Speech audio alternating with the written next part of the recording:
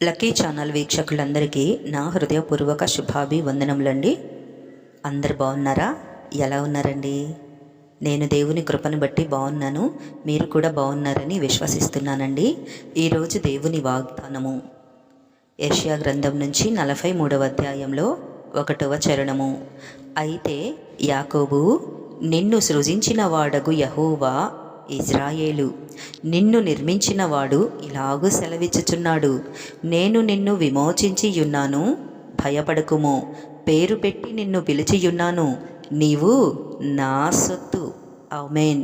ఈ వాగ్దానము నమ్మి విశ్వసించిన మీ ఆత్మకు దేవుని కృప తోడయ్యుండి నడిపించునుగాక. Amen, amen, amen. God bless you all.